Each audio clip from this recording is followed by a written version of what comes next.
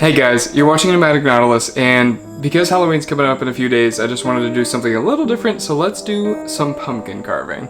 Because it's Halloween and it's a holiday and you kind of want everybody to be together, I just went ahead and got it organized where my sister and her daughters and my parents and everybody was going to be able to be together. Here's how that turned out. Because I always have to be the best uncle ever, Mark Rober, I'm trying to get on your level, but give me a couple years because you're a NASA engineer and probably the best uncle on the planet. But I just had to have the best pumpkin. So when we got everybody together, everybody had a pumpkin to carve and we were all having fun and everything, but I just had to carve the best pumpkin carving so I could be the cool uncle because I had the best pumpkin. In this shot, from left to right, we've got my father, who's holding Riley, which is my youngest niece, Mom, Clementine, which is a little bit older of a niece, but still second to youngest, and then my sister, Bree. Excuse the poor video setup.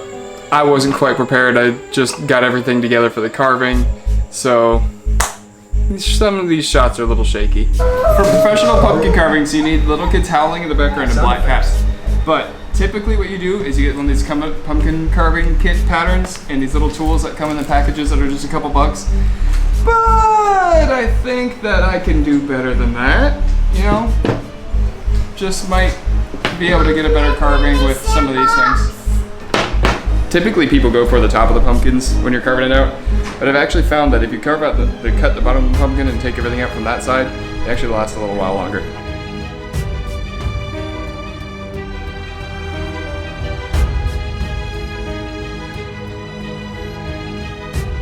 So, something I should have thought about, but I didn't, is that when you carve a pumpkin with a Dremel tool, it's a little messy.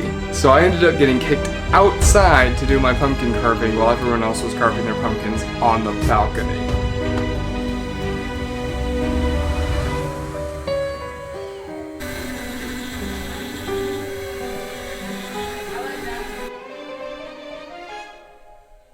Of course, being human, when a pet does something cute, we all gotta break our phones out.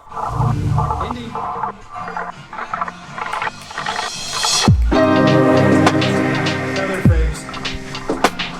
After a little bit of carving, here's how my sister's pumpkin turned out. After we got the cat out of it, of course. Oh! You want to know how my pumpkin turned out? When I was a kid, I always loved Pokemon, so this Halloween when I was carving my pumpkin, I wanted to do one of my favorites from when I was little, Haunter. Haunter is a ghost, this guy, right here, and I wanted to carve him into my pumpkin.